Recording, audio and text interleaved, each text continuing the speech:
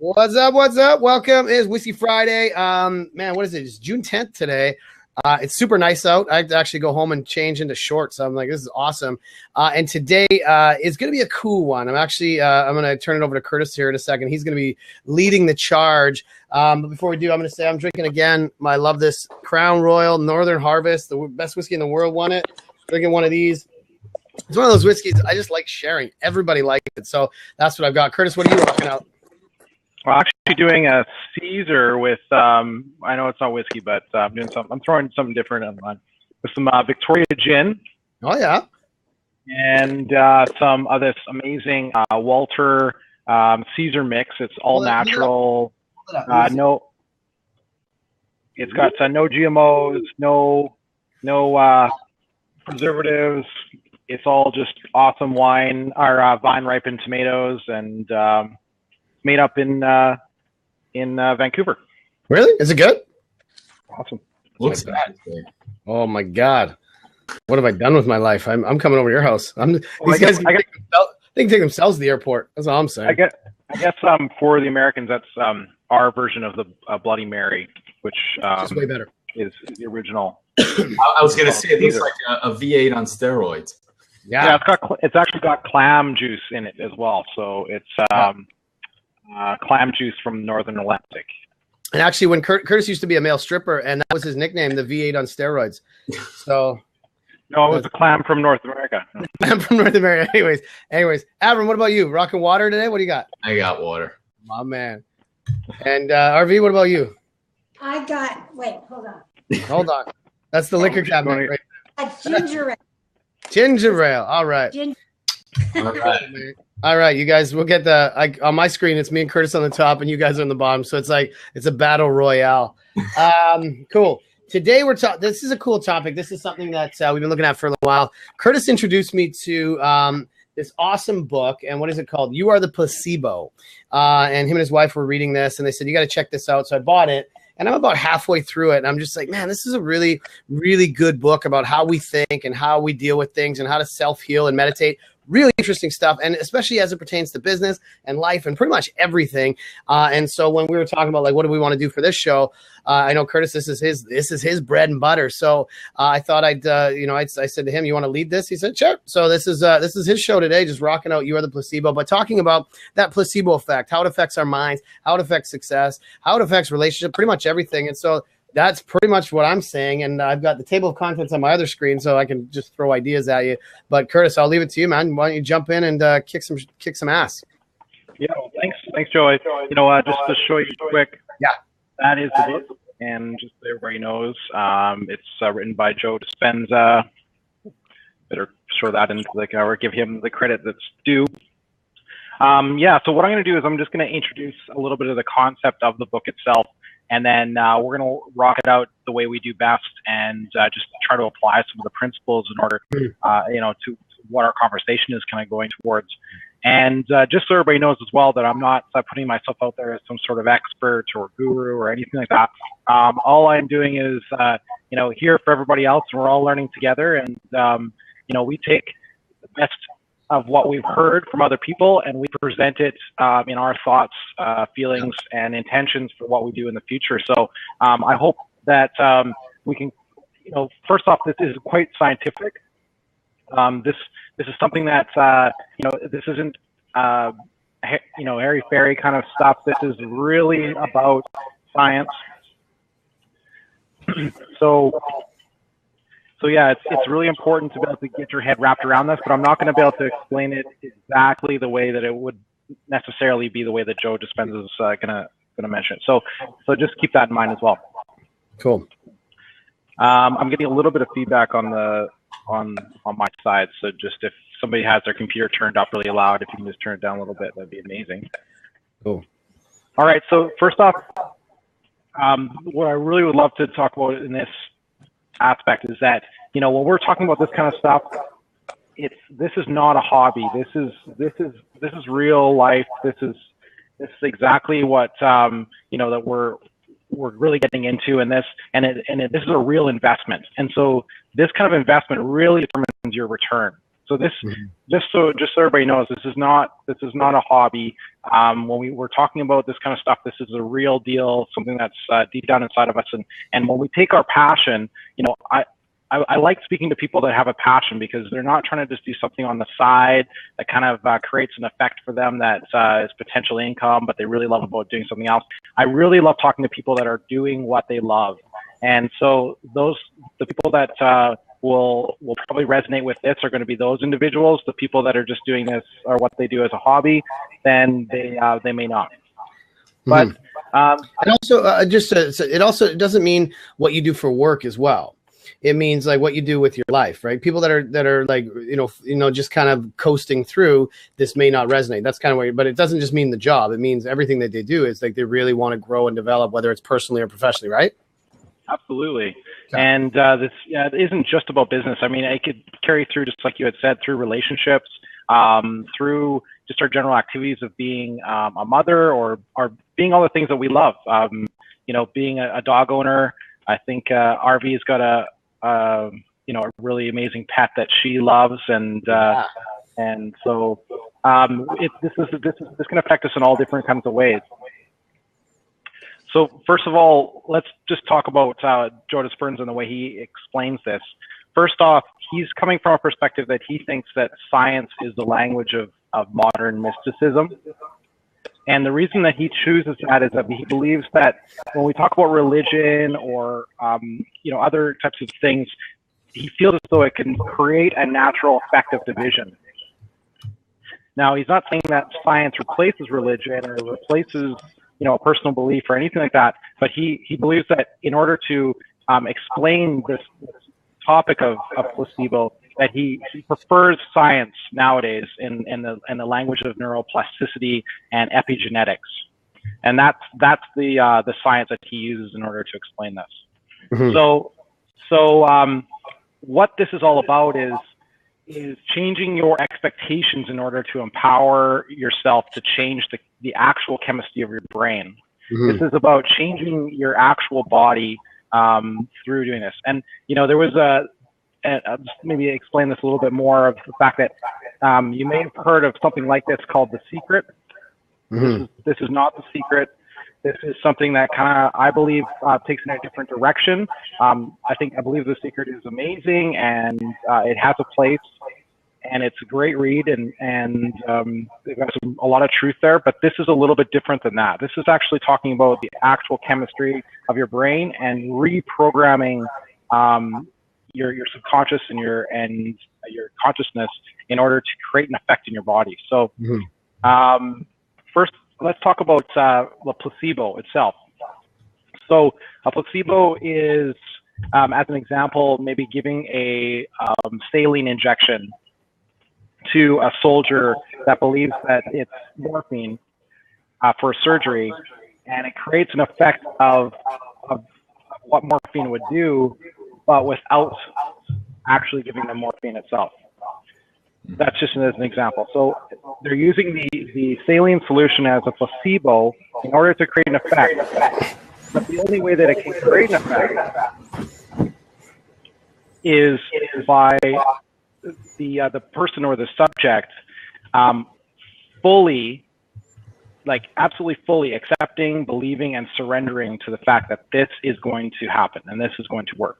And so what happened was that he took this effect and he said, okay, well, if we can take this effect and understand this effect, then potentially we can use this in order to create changes in our body. Because if a soldier, and they have a lot of examples of this, if they can receive a saline injection in World War II because they ran out of morphine, and the nurses and the doctors see that they can operate on them without pain, then this is real. So what is the neuroplasticity? What is the epigenetics? What is the neurochemistry that creates this effect? So he studied this, and he continues to study this, and he does a lot of scientific studies about how to create this. So I obviously, the reading the book is going to take it to the next level. But the other thing to mention too is that there's something called a nocebo effect. So nocebo, and placebo. The nocebo effect is where a belief creates a negative effect rather than a positive effect. And that can be, to get really scientific, it's when your limbic brain creates neuropeptides that create an effect in your body. And we'll talk about that a little bit more. But what that effect could be, and this is also documented and completely true, is that you can say to a cancer patient that when they receive chemotherapy that they are going to be physically ill. They're going to be nauseated from this effect. You can give them a not like no chemical compound of a saline solution that has no effects whatsoever of chemotherapy, and they can become sick just due to the suggestibility of the fact that they really accept, believe, and surrender to the effect of potentially being able to be sick. And in fact, 50%, they were saying 50% of people going into that treatment get sick on their way to it, just because their body and their mind are actually believing that that's going to be this state of being that they're going to be creating. So is there any questions so far about this? Because I know I'm skipping through this and I'm making a lot of suggestions about, fact here, when really what I'm trying to do is just kind of get through a summary of what Joe Dispenza is saying, and then we can create an opportunity to be able to discuss this a little bit further. But is that kind of clear, or should I go back and explain it? Well, that's good. And I'm just typing on the side here for John. Usually what happens is we've becoming a little bit more expert on Blab. People that just kind of pop in and then jump in on the video. Sometimes it gets weird. So we're a little bit like, okay, hang out for a couple minutes, see if you like it, and then make a comment. If we like the comment, then you can jump in. No problem. We love visitors. So that's why I'm just saying, hey, hang on. Health in Russia? Probably not. So here's what's, the big thing that I like about this book, and that's why I love when Curtis talked about this thing is The Secret. For me, I'm very much like a skeptic. I'm going to go like this. One sec. And we're going to block out. There we go. One thing is we're talking about health in the whole world, not just Russia. But, yeah, no, that's fine. I just sometimes people are weird. So I don't want to get off track here. But the whole idea of like The Secret, I wasn't a big fan of that myself, right? Because I don't think like it's that law of attraction. It's not really my thing. The one thing I like about this book is because I don't know, I'm more of a no worries. I'm more of like a realist on this kind of thing. And I like that this guy actually did the neuroscience around this. And so he actually has created through all of his workshops, all of these different things he's done. He goes out and he says, we're gonna focus on the mind. I'm gonna give you activities and things that you can do to sort of increase your abilities. And he goes and he actually brings in people that study like the electromagnetic waves from people, studied like the before and after, and through suggestion, through what they're doing on the subconscious and on a real deep level, people are able to make like crazy recoveries in health, do all these things. Like you're saying, the nocebo effect, people are getting sick when they have no reason to be sick. It's that whole idea of like self-fulfilling prophecy. Some of the things that we just kind of know are true. We don't know why they're true. We feel it in our gut that this stuff happens. That's why I really like this book, because the whole, there's story after story after story of people that it almost feels like a miracle. But when you actually dive into the neuroscience around it, it's pretty cool. Like, it's really, really cool to see, maybe we don't know everything we need to know. Maybe, or like we could know. Maybe we only know like a little bit, which makes me think that I start to get sick. And if I was really good at this, I could probably convince myself to be less sick. I know one of my really good friends, he's quadriplegic. And when he left the hospital, when he had his accident like 30 years ago, they gave him like 40 different medications. And he said, enough is enough. And he went and, just kind of willed himself to stop using medication. And now he just uses pot to sort of self-regulate.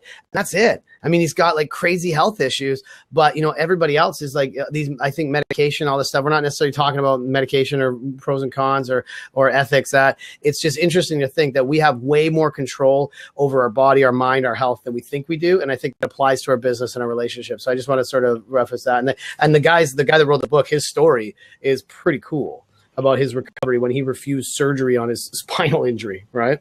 Yeah. So. Yeah, thanks for prefacing that, because just the explanation or the presentation of this material is a bit heavy, and so just so everybody knows too that we're just going to kind of get through it at the beginning, just to be able to get the main idea of what the book's all about. Obviously, reading it is going to be the journey, and we're going to take this information and apply it later on in the show to how we see this. So, yeah, I really appreciate that.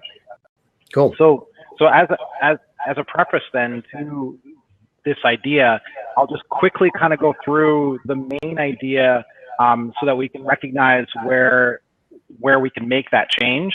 So it'll be like this is the what I love about this talk as well is that we talked a lot about the why last week. This week we're talking about the how. So we're going to get really into the how of how to make amazing changes in your life. If we can change our actual physical chemistry, then there's kind of no end to what the potential is of our capabilities. And that's, I think, I just topping on that. I mean, Avram, maybe you have some feedback on this too, but like that whole idea of like the why and this, it takes, like you said, we talked last week, and also how you opened today.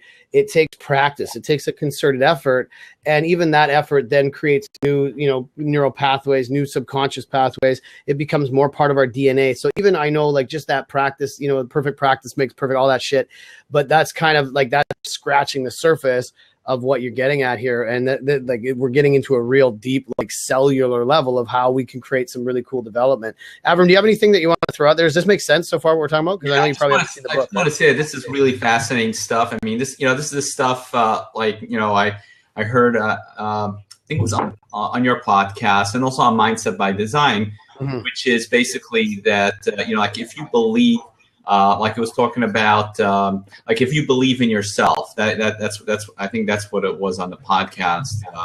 We were saying that, like, if you believe in yourself and your abilities, then that will be conveyed over to the customer, because there's a subconscious thing, that gets conveyed, and also I took a parenting workshop, and so the coach that was giving that workshop was talking about how, if you believe in your children, like if you believe your children are lying, then they're going to grow up to be liars. If you believe them that they're great, then that's how they're going to take it. Mirror neurons, or whatever they call that, but. It's fascinating to learn, so we understand that it exists, but it's fascinating to hear how that works, the science behind it. Yeah. Yeah, it's really good. And there's Avram, another book you want to check out is Thinking Fast and Slow. That's a wonderful book. That one, there's another one called Art of Possibility from a parenting side. Great books on like some of the statistics around that. What's another one? We had Subliminal. Thinking Fast. Oh man, read Subliminal. Is one of my favorite books. I'm gonna turn back. Subliminal, and the guy's name is Leonard. I think we talked about this a while back. Leonard Mlodinow. Yep, I think that's how it goes. But yeah, that's what you want to check out. Anyways, rock it out, Curtis. Well, it was a great preface into this, Avram, because now we're going to talk about beliefs. Because beliefs are really what are the fabric of what kind of create these neurological networks and stamp this into belief. So what he kind of gets into after this point is that he starts talking about how different languages and what he refers to kind of as, well, you shouldn't say he refers to it. What I refer to as kind of a negative feedback loop that's common to everybody else's experience. Mm-hmm. And this negative feedback loop is okay, I'll explain this. What he says is that emotions, feelings, and behavior are the language of the body. So, that, if you can accept that for now, he gets into it a lot more in his book and explains it a little bit more than, and we can get into it if you want, but if we can just take that as a premise. The next premise is that states of being are the language of the brain, and the brain being the mind. So if beliefs are basically just recurrent thoughts, they're just thoughts that are recurrent regarding past experiences. These recurrent thoughts regarding past experiences stamp basically, into our neurological network, into a place and result in emotions and feelings. So if this happens through our beliefs, then beliefs can affect basically our body. And then our body, because of it living in the past and this process, then becomes this unconscious and subconscious state of being that's created. And then it actually, where now the body becomes the mind. So the thoughts, feelings, and behaviors that create state of being in your body, basically your body has become the mind, and then the mind lives in the present, completely affected by the past through the actions of, like, you know, the autonomic nervous system and everything else. So what happens is it creates chemistry and chemicals and neuropeptides related to these thoughts, feelings, and behaviors that affect the body, resulting in it becoming the mind, and then creating how you feel and think, and how it perpetuates in the forward.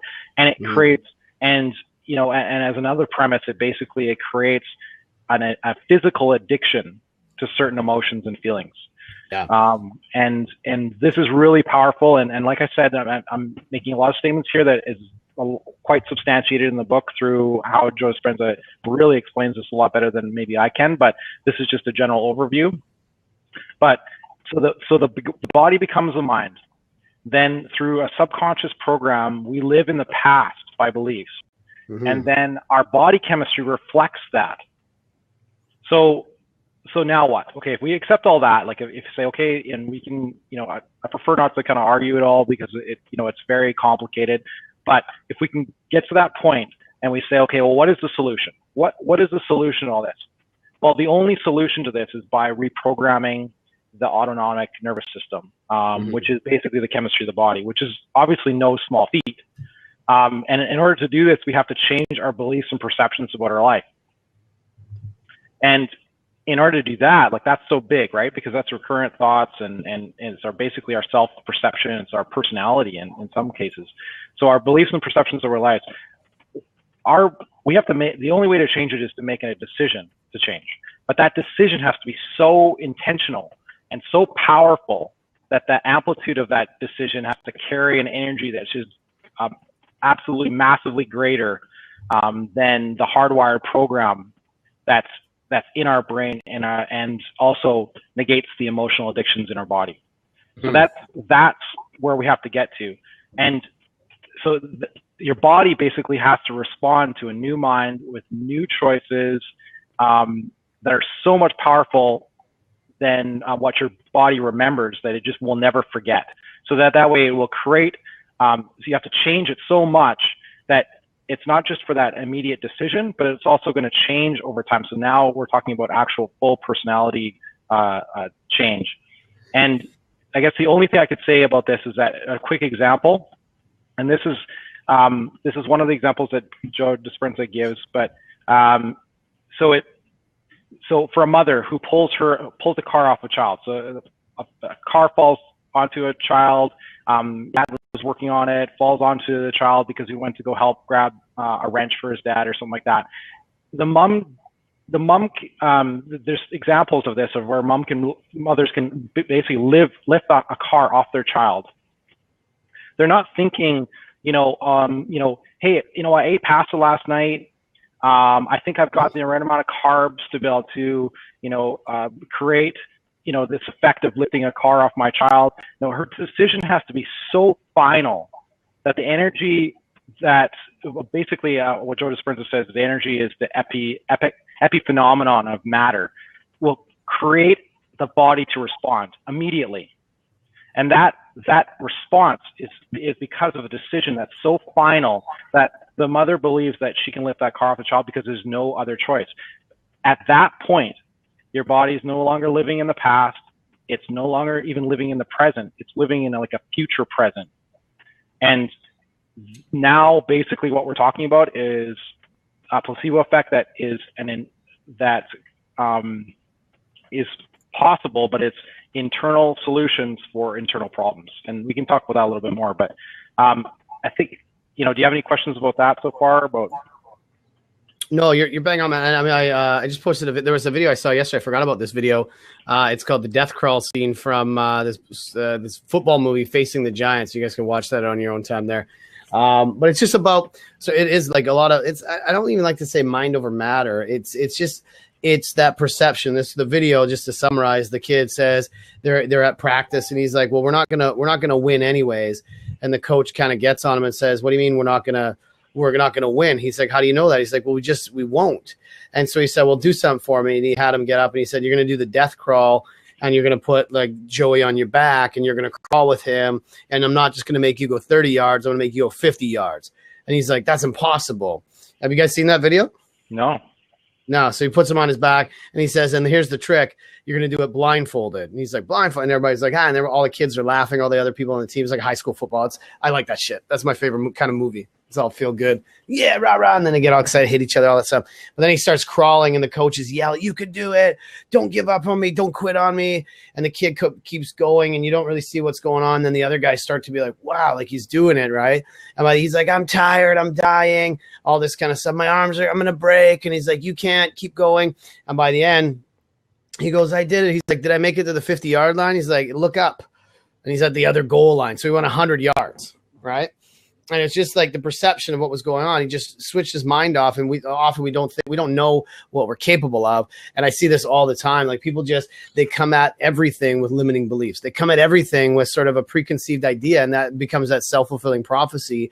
And, I think it is about rewiring. And, I come at this world from, the lens of sales, and I have no qualms about doing that. But I had a client this morning that we went and talked about. And I really truly believe that we want to think in terms of the future reality for all of our clients. We want to think about how we can help them. And the more and more I do that, the more I reinforce that belief, the more I'm like, don't apologize for helping them succeed. Don't apologize for asking for money. Don't apologize for doing good work.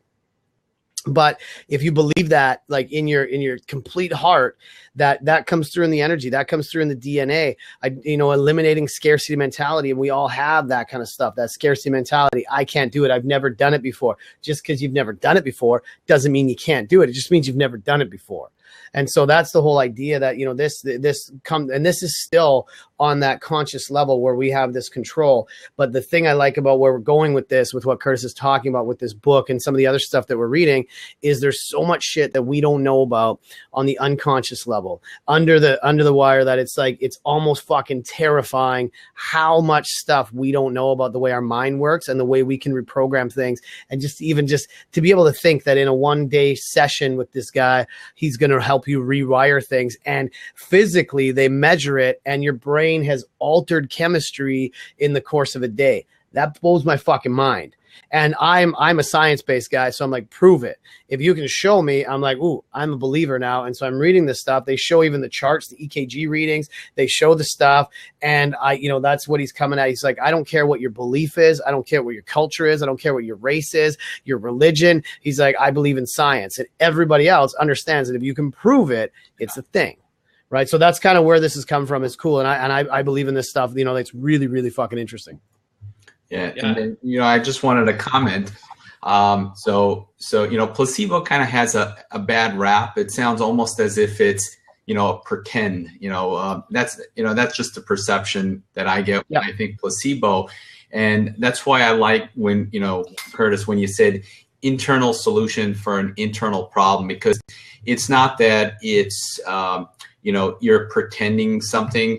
This is the solution for the problem that we're having. Yeah. Yeah. And also, just to touch base quickly on what Joe had said too, is that it's not, what I like about what he's saying is that it's not just about us changing our mind. It's not us about changing our thoughts, because if that was the case, then probably most of us could do this quite easily, because if we're really powerful in our thinking. But this is literally, you have to change your body chemistry. Because of the way that we're wired, and because of this negative feedback loop, our body has created a memory that where our mind becomes our body, and now we're living in the past, so that we're addicted to chemical reactions, and and so from this placebo effect itself, and what you said, Avram, is that internal solution, meaning that a placebo would never work if the body itself wasn't capable of and for a soldier to be able to have pain relief. If the body wasn't capable of creating an effect that was similar to morphine, then this could never happen. So that's the science of it. So that's part of that. Also, that part of the scientific aspect of this belief is that we're not talking about hairy fairy, kind of stuff here. We're not trying to say, you have to completely go beyond your own capability and yourself to be able to create this effect. This is saying that within your body itself, it has the chemistry in order to create an effect. That effect is, in a case of a soldier, having a saline solution to be able to have an effect of pain relief without morphine itself, the body can create that. It just needs a token. And it's the same thing with cancer. We can cure our cancer. This is completely 100% proven. People have, in Joe Dispenza's groups through meditation, there's quadriplegics that have never walked and are walking because, it's just amazing. The one amazing thing, part of the thing we was reading is that our mind is powerful, and I want to definitely make note of that in meditation or in thinking, just like any other pro athlete, when they think through an experience. So they're for Joe Fontana thinking, he's completing the pass in his mind before he throws the play, or a surfer, before they go out onto the wave, they're actually, surfing that wave in their mind before they go on. And so the body's just reacting to whatever's already created that physical chemistry within their body itself. Mm-hmm. They're creating a body memory from thought.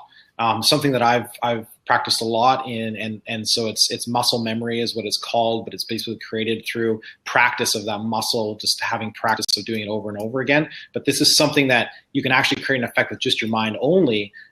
Even just a study that he did with, I don't know if you got to that point yet, Joe, in the book or not, but where they checked, they had two control groups, one where they were just doing the pinky exercises. So they were lifting weight on their pinky. One group was lifting weight with their pinky and actually created an effect that they were 80% stronger by lifting weight for 2 weeks, I think it was, or 3 weeks, with lifting it with their pinky. They had another control group that didn't do any exercise whatsoever.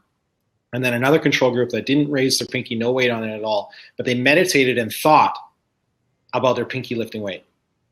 And in their minds, their pinky was lifting weight for a certain period of time every day. In the group that actually lifted weight with their pinky, they created 80% greater strength. Mm-hmm. The group that didn't do any work at all, didn't have any effect. The group that meditated on the fact that their pinky was lifting weight increased their pinky strength by 50%. Yeah. It's pretty impressive. I believe it, man. Like I used to I used to do like really high level athletics. Not now. I just do high level drinking. But I'm good at it. I'm really good at drinking. But even when I do sports, I still go back into the visualization. I remember that movie Cool Runnings as well, right? When they're doing the bobsled stuff.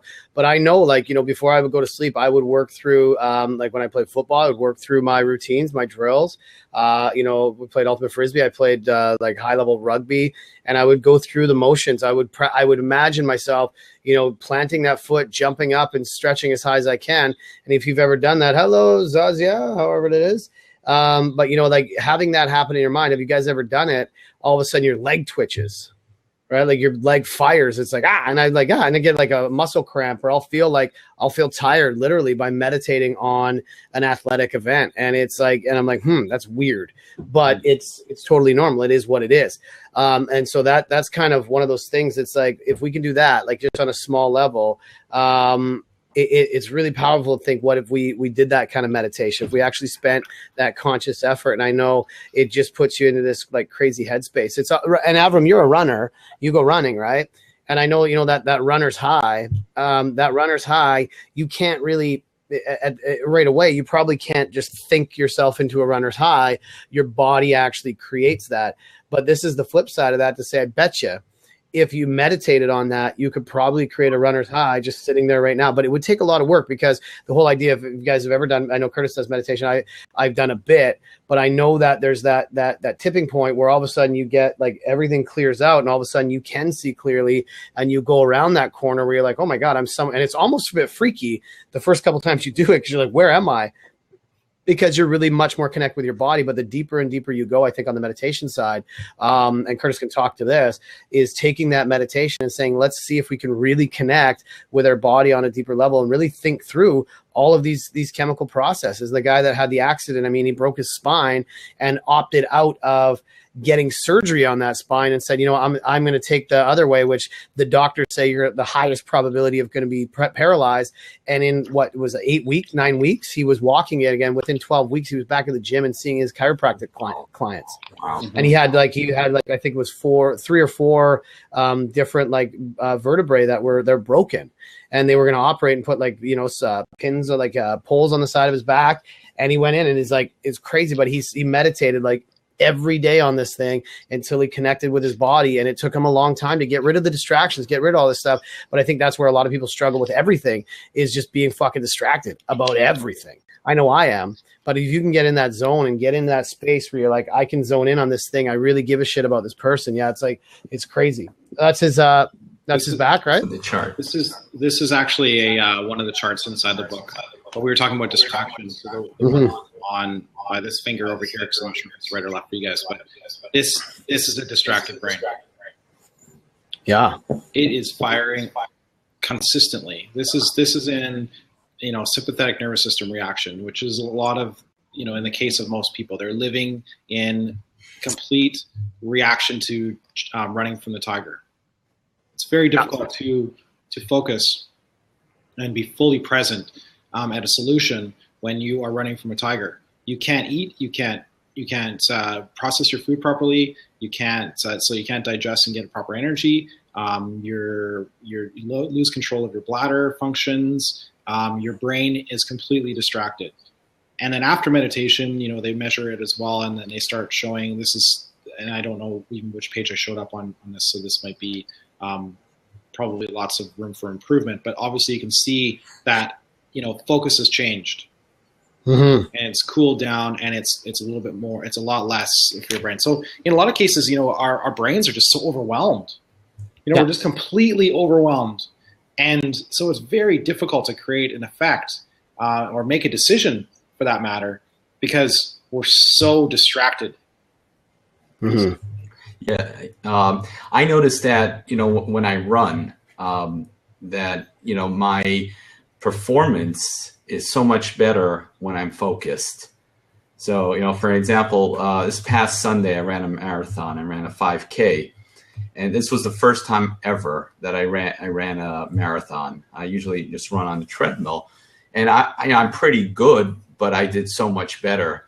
So when they started the race, they showed me where the start line is, and there are thousands of people there. It was a run for charity for Organ Donation Center. That was a client of mine. Cool, man. So really cool. Yeah. So they had different markings. They had like 5 minutes, 6 minutes, 7 minutes. I said, like, what's that? So he says, you start at your speed. So like, how fast can you run? So my speed is typically between 7 and 8 minutes. So I opted to go with the faster group. Like 7, 8 per K? Per mile. Per mile. Like 7.5 per mile is my typical average when I'm running fast. Yeah. So I went to the 7 minute, and I shot past them pretty quickly, and I did the 5K. I finished it in 22 minutes and 7 seconds, which was mega fast. And the whole time I was just thinking, all right, I got to get ahead of this guy, and I got to get ahead of this guy, and I'm not letting him get past me. And I got there. I believe it was 2 minutes faster than my best timing on the treadmill. And it was because I was focused the entire time. I was just thinking about what I'm doing and what I got to do, versus like when I'm on the treadmill, like sometimes I just wake up in the middle and go, pay attention. Yeah. My mind's all over the place. Welcome, Ali. I see. I was looking at your profile there. You said you're a hugger. I like that. Great. But yeah, man, like it's when you get focused, it's like it's pretty cool. So what happens when your mind gets distracted though, if you're running? What do you think? Well, I slow down. I can't run as fast. And then what happens is, I check in with myself. I tell myself, you're not present, get with it. And mm-hmm. That kind of brings me back to reality, so I can concentrate. Do do you ever like, because I know I do this when I run or when I do sports, is I just tell my body what I want it to do. Like if you're like, okay, you know what, like maybe my back is a little bit low. I'm like, nope, stand up, push that. You know, I want my legs to be stronger. I sort of mentally just have a conversation with them. You ever do that? Maybe I'm just crazy, but you ever do that? Just talk your legs through it. Be like, let's go, boys. Let's make it work. You know, I don't do it enough, but I know what you're talking about, like where you visualize the energy going to your legs or to your arms and making it happen. Yeah. That's one thing that's always helped me with sports. I mean, like I'm not tall. Curtis is a tall guy. I'm not a tall guy. But I can out jump the tall guys because it's just like, I'm like, my legs are going to move and we just make a move. And it's just like telling your body, like, because I think there's so many, like, I just have seen so many examples of like superhuman type things that I'm like, if other people can do it, it's not a crazy thing to imagine that we can do it, right? And it doesn't mean I'm I'm gonna do it. It just means that if you start to change that belief and go, well, what if? What's possible? And that whole idea of what is possible is huge. There's a great, have you guys ever read The Art of Possibility? Yeah. Man, Benjamin Zander. I've got a blog on Benjamin Zander. He did a great TED Talk. But have you seen his TED Talk, Avram? No. Oh my God, this is I'll find that. You guys keep talking about Benjamin Zander, man. He's one of my favorite guys. Just like his energy, and everything he does. In this TED Talk he did on sort of classical music, it's one of like my most favorite things. I wrote a blog on it, man. It's just like, yeah, it's solid, and it's the whole idea of like this, like his students that he's seen and all this kind of stuff, been able to say, you know, like they all come in thinking one way about themselves, but he tries to unlock that possibility by teaching them just a different thought process, not necessarily by teaching them how to do music. Like he's a composer. I think he's with the San Francisco Philharmonic. And he's just like, he teaches them just to think differently, and he makes it so that grades aren't the way that they think. And he has the, you know, Asian students that come in that are super like, I have to get number one, and he has them rewrite their story. And that's one of the things I've been doing a lot of work with, is rewriting our story, rewriting our mental scripts, so that we start thinking about it. We just tell ourselves different things. Because I think that's one of the big things, is just rewriting our mental script, rewriting that mental story. It's really, really powerful stuff. That's what he talks about. But check out this stuff on classical music. It's really interesting. The part he talks about is that everybody thinks, you know, I'm not musical. And then he does this thing about, he's like, everybody's musical. And all of a sudden it switches the mindset. And by the end, he's got shining eyes, man. It's such a good TED Talk. Anyways, watch that. That's a good one. Go ahead, Chris. And bring it back to what we're saying here is that, you know, recurrent thoughts are what create beliefs. So if a person is recurrently thinking that you know, they're not good at music, or they don't you know, they're not artistic, or, you know, certain aspects, you know, they're just having this belief that creates a chemical effect, and that chemical effect is that it doesn't allow them to unleash their capability and possibility. But if you and we're also not saying that you just need to change your thinking. I mean, in some ways, yes, that's part of it, but you also have to change your feeling about it. And that's one thing that is a great example of what Joe was talking about, Joe Dispenza is talking about in his book, is that, you know, there's a lot of people out there that because they had an experience in their life where they had to go public speaking, and it created an effect of being nervous. And then in that nervousness, they didn't perform well. And then after that, they said, you know, to their friends, well, I don't like public speaking. And then I didn't like public speaking this instance. And then now they're turning into it, basically creating a belief that they are not good at public speaking. And every time that it gets a chance for them to have to public speak, or it creates a body reaction, an actual chemical reaction of neuropeptides being released that have an effect of anxiety, nervousness, everything else in their body because of one instance in the past. Their body is completely living in a past experience. How can you, and so this is the whole concept, is being able to change that, move beyond that, and being able to actually say that you know, you can live in a different mindset of being able to be good at public speaking, even though you had a couple bad experiences, because you are completely chemically changing your body to not have that reaction. And 100%. It's the whole thing in the mindset shift and what you're saying, the public speaking, you know, I know a friend of mine, he made a good revelation when he was trying to quit smoking. The challenge with like, it's just almost like the same thing, like trying to learn how to sing, trying to learn anything. It's the same thing, or unlearn stuff.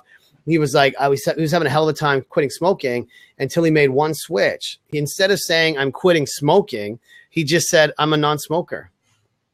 And he just stopped smoking, right? Instead of saying I'm working on being an entrepreneur, say I'm an entrepreneur. Yeah. When we sit on that fence, or like my girlfriend's working on, singing. She's like, I'm not a singer. I'm like, yet.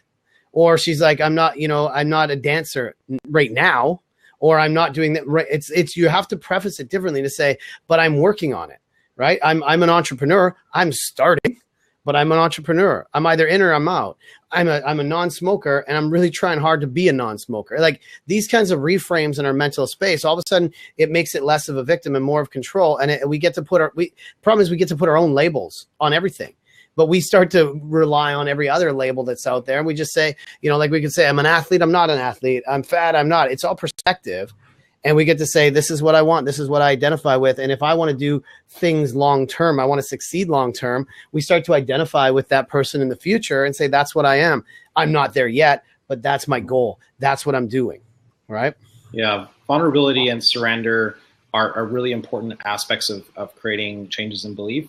But you're absolutely completely correct that if you take a victimization role, meaning that the world happens to you rather than you happen to the world, then that level of even stepping up to be able to make a change is completely absent.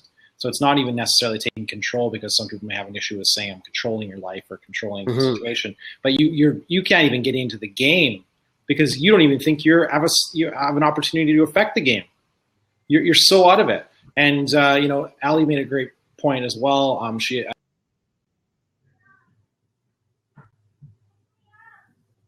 I'd asked her what's if she's been triggered emotionally. So an external effect has created an internal reaction.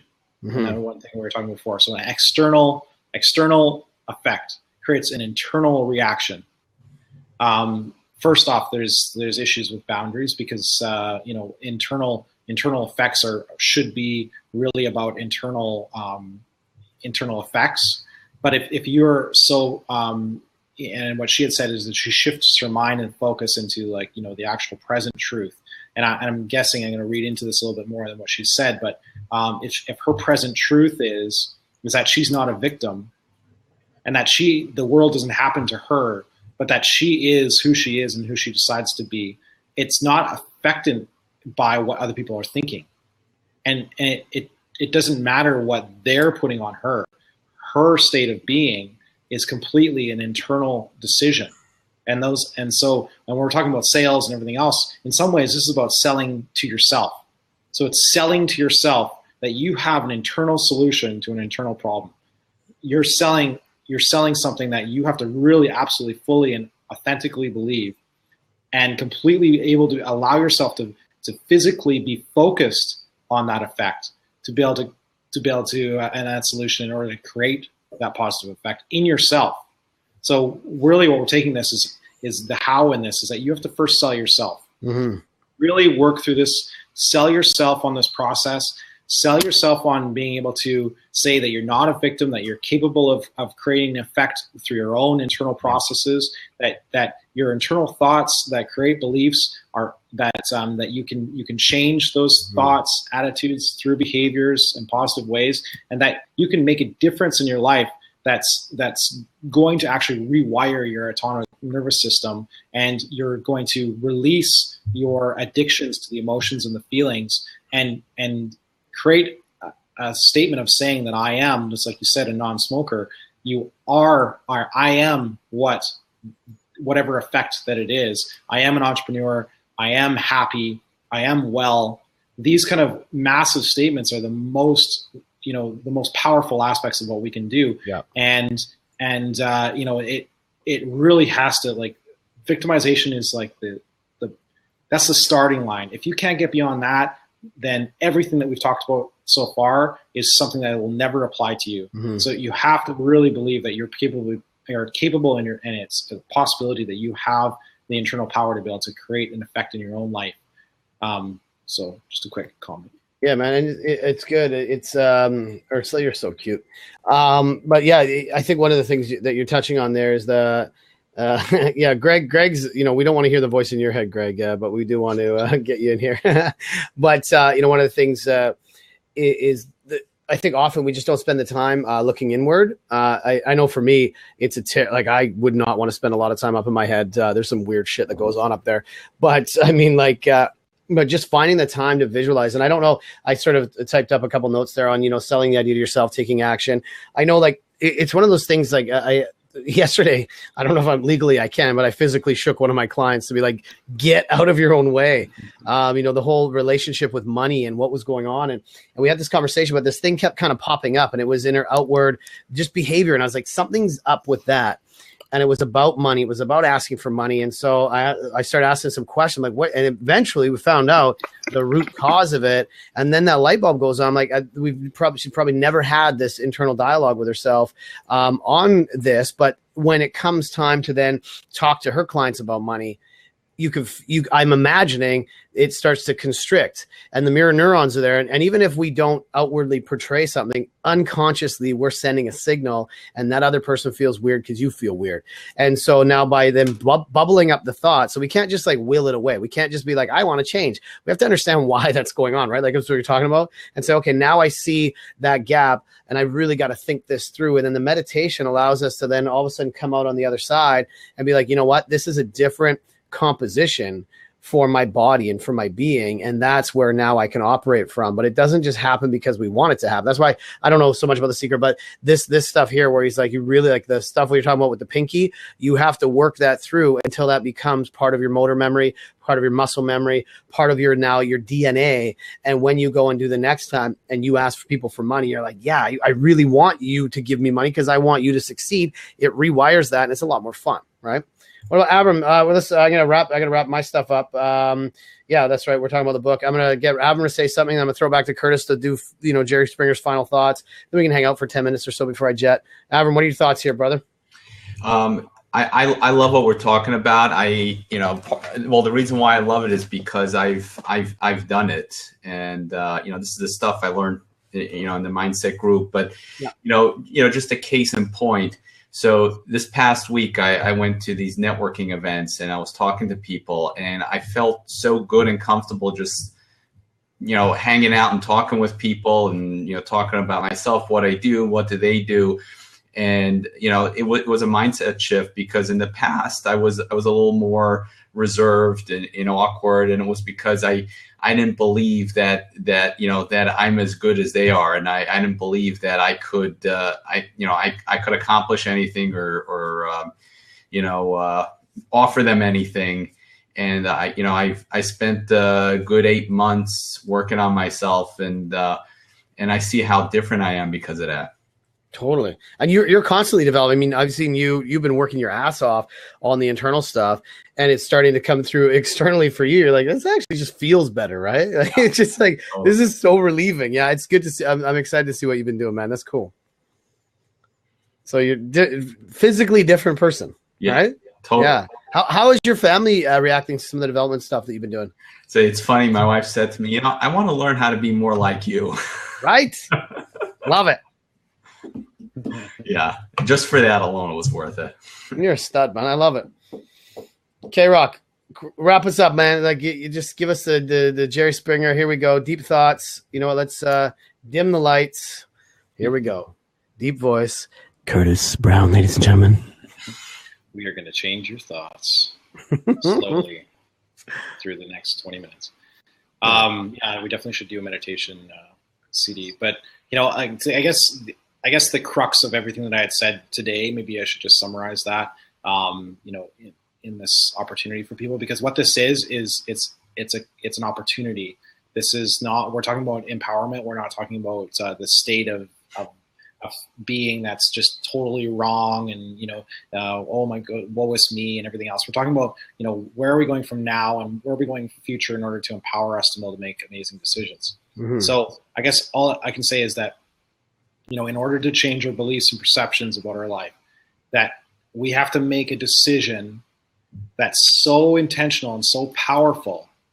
And if you can hold that energy, that the amplitude of that decision and the energy is so much greater than the hardwired program of our brains, and that ends the emotional addictions in our bodies. Mm-hmm. And that, energy itself as the phenomenon of matter, that we can literally change our bodies, and therefore, our emotions, feelings, and behaviors that are in a proper alignment, that, we can really reprogram our brain to be thinking clearly with focus and intention. That's so powerful that we can make amazing changes in our lives that are for a positive. And, in the placebo effect of positivity, that, that this is all possible, that these internal problems are that there is an actual internal solution that's capable for these internal problems. And so that's the empowerment that, and you can make an application of this into health of your life, into finances, if you wish, into, loving yourself, which is probably one of the greatest gifts that you can ever give yourself. Love and time is probably the best. And really kind of move forward in a really positive direction, that you really are the effect, physically and emotionally and mentally, that you want to create. I love it, man. I'm gonna stop the recording now, but I gotta thank you guys. This is a really fun topic. I think we gotta do this one. We're gonna deepen again. I'd like to bring some people in. Actually, I'm gonna try and get this author to come on this show too. Have a whiskey. I think he'd probably be good, and all that kind of stuff. We're gonna stop the recording now, and then we're just gonna chat for a couple minutes before I gotta jet to the airport. But good stuff, guys. Thanks so much, Curtis. Good job, man. Crushed it today. Let it. Avram, thanks again for coming. And that's it for Whiskey Friday.